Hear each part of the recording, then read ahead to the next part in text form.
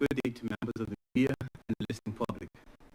Economies with aging populations around the world have been presented with numerous challenges, including increased healthcare and long-term care spending, labor force shortages, declining economic activity, and old age income security. Bermuda is no different. We have a rapidly aging population, which will present a common set of challenges to those experienced worldwide.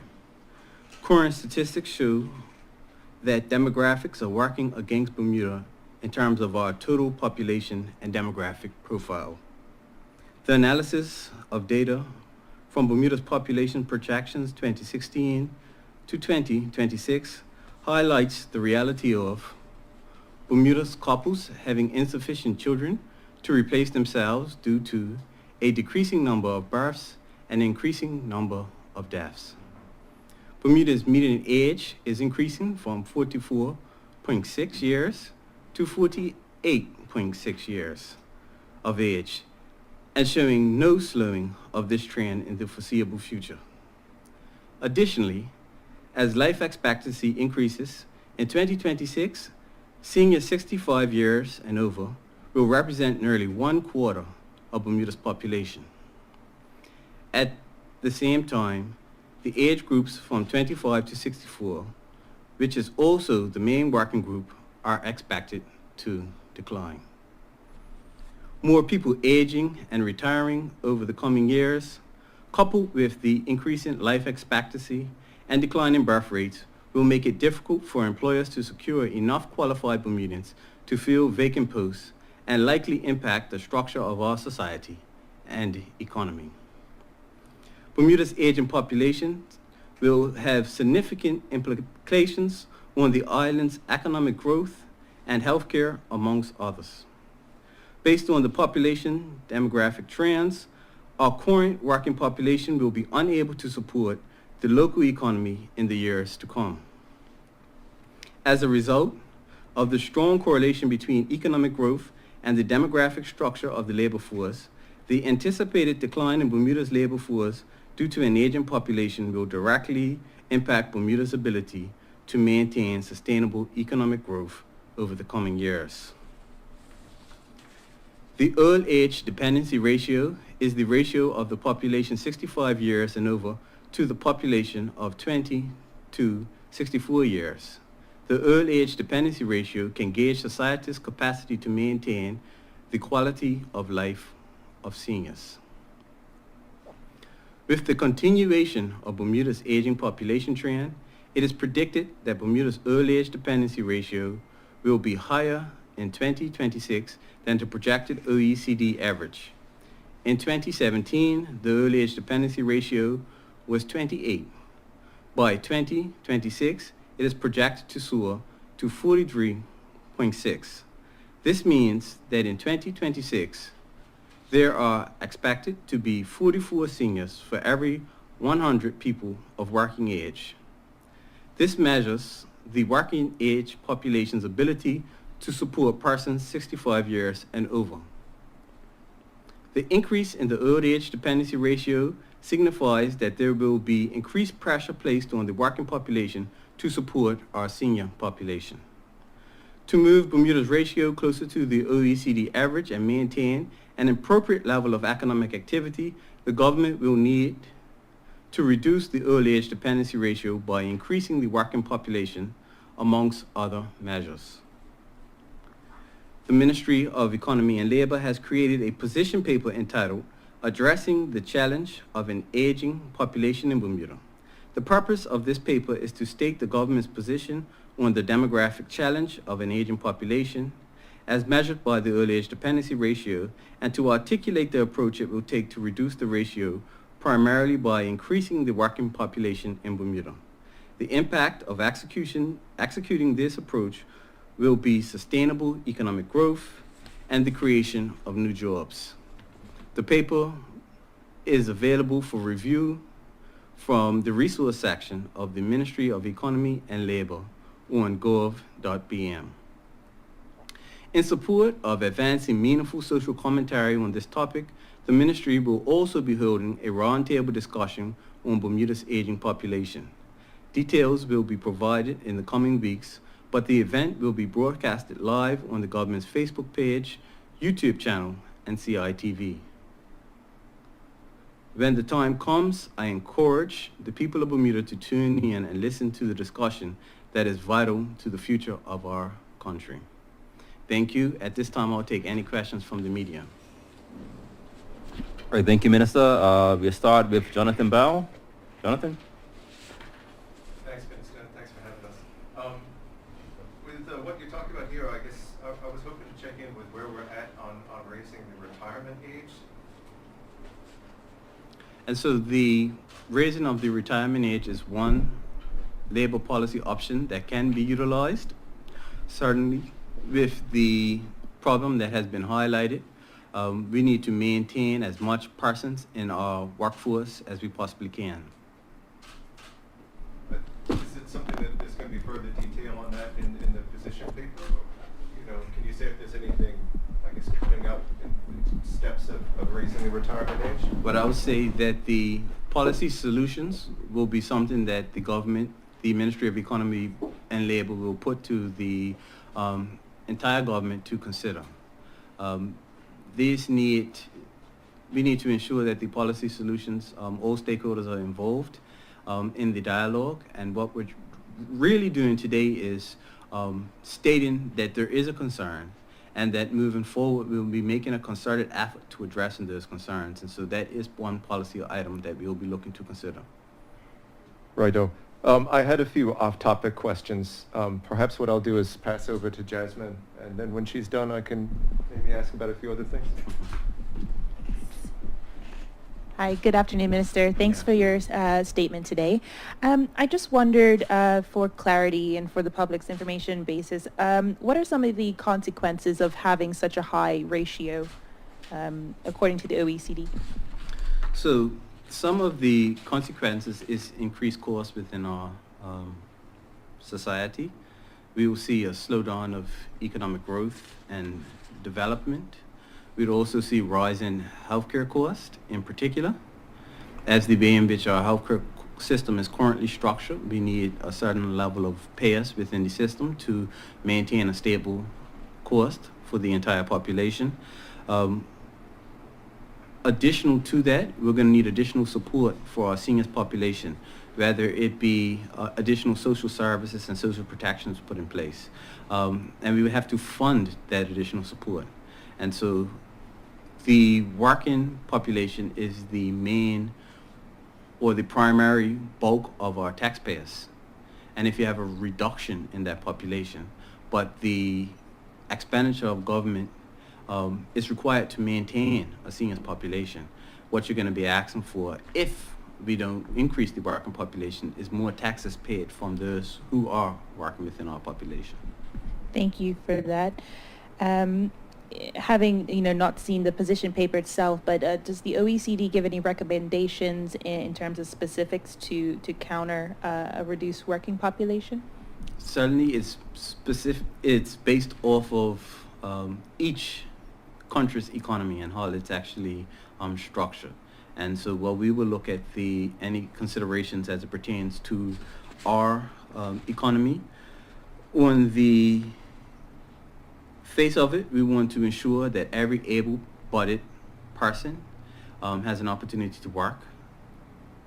We want to ensure that from an immigration standpoint, there are retention of Bermudians within our economy, and that we also see a level of repatriation of Bermudians who have left back into the economy. We also need to ensure that we have the appropriate levels of immigration to bring individuals in where we do have genuine labor shortages. Other than that, what we want to see is growth in terms of our current businesses, expansion of current businesses, and then an injection of new businesses within our economy that will lead to a natural level of economic growth and job creation. And then we look at other labor policy items, such as adjusting the retirement age and things of that nature. And so it's going to require a robust strategy. We've we have enough examples of other countries that have been grappling with the same problem as to some of the things that they're able to do, and so we'll continue that research and put a policy paper in place that will focus on the solutions to the problem. But we just want the entire population cognizant that there is a real problem that exists, and our desire to increase the working population is something that is critical at this point in time. Given the gravity of the situation, has the government set a hard deadline on when those working population numbers need to rise? We do set out in the position paper, based off the population projections, how much persons are needed to bring the old age dependency ratio back into alignment with the OECD average. Just one last question. Where does Bermuda rank comparatively to similar sized jurisdictions in the Caribbean? We focused more on developed countries than more or less comparing ourselves to Caribbean nations, because the structure of the economy is much different. But what you will find is that majority of the countries will be grappling with this early age. Majority of developed countries grapple with this problem with early age dependency.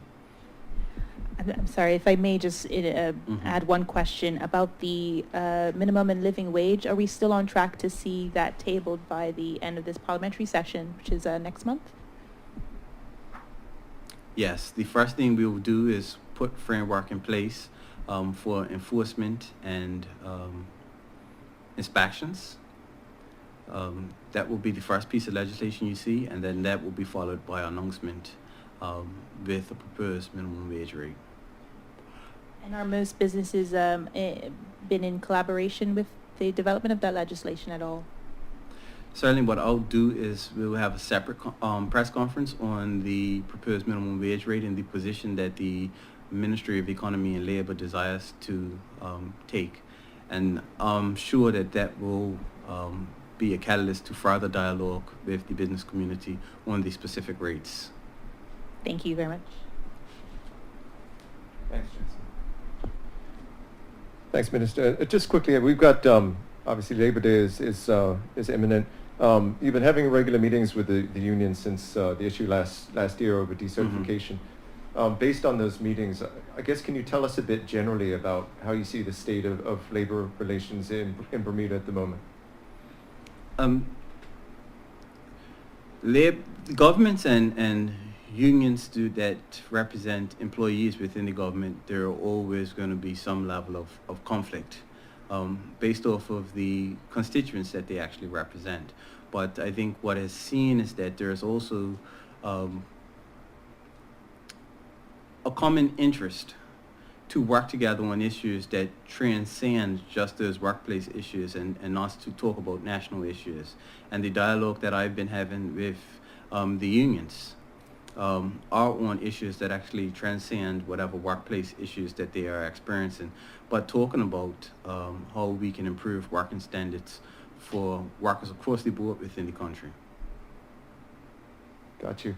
It's been a while since we've heard anything on decertification. Does it remain a live issue, or has government and the union partners moved on, as it were, from that issue? I think the relationship since that particular issue is healthy as it pertains to the Ministry of Economy and Labor's relationship with the Bermuda Industrial Union. I would have met with the Bermuda Industrial Union this week to discuss a number of issues impacting workers within Bermuda. I think that we have agreed to disagree on that one particular issue, but we're not allowing that one particular issue to remain a barrier to progress in other areas. Got you. Just moving on quickly, with the cost of living issue and inflation, if it continues, are you expecting government and the private sector to come under more pressure for wage increases? I would expect greater levels of intervention as the cost of living continues to trend upwards in Bermuda. And so it's at some point in time it's going to require direct government policy intervention. You've seen that we've had a level of intervention already in terms of trying to provide relief to families and individuals within the country, whether it be through cuts in taxes or whether it be through stipends or increasing the level of social protection that we provide. And so we're going to have to collectively work together, government and businesses, to reverse the trend of an increase in inflation rate, but overall addressing the cost of living. Is there any concern that if wages do end up going up, I'm told that can, the two can kind of spiral into one another. As wages go up, prices can go up? I'm not going to engage in an economic debate with persons who want to engage in theory at that level. But what I will say is, if prices continue to go up and the cost of living continues to go up and wages don't go up, what we're doing is we're eroding the purchasing power of workers. And then when you erode the purchasing power of workers, you're actually eroding their quality of life. And from a social justice standpoint, you want to ensure that person's purchasing power is maintained. And as a result, that will be why we will focus on working together with employers and the government. We will be focused on policy intervention to ensure that Bermudians and residents maintain a decent quality of life. Got you. Just quickly, with the work permit situation, we've been hearing, at least anecdotally, of waits of 2 to 3 months. Is that correct? Or, what's the typical wait period that you're looking at? Or it's just, how's that situation? Not for work permits. We have no backlog in work permits, and we've been processing work permits in a timely manner. Where there may be a bit of a lag is in the documentation, but persons are being informed of approvals that have been given in a very timely manner, and so there is no outstanding backlog of work permits. Gotcha, thanks. Following with that, with the passport situation, we were looking to get to that 11-week turnover period. Have we gotten to that sweet spot with passports? It's my intention to provide the country with a full update on passport in the coming weeks. Got you. With the economic recovery plan, that was my last question. Just if there's any items in that vertical farming or what have you that we can expect to see coming into fruition anytime soon? We are making significant progress as it pertains to the items underneath the economic recovery plan.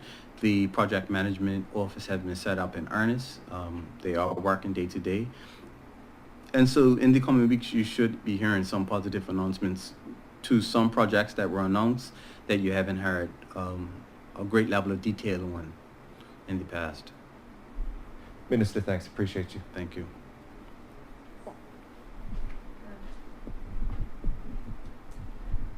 Thank you, media. Do we have any further questions from EW?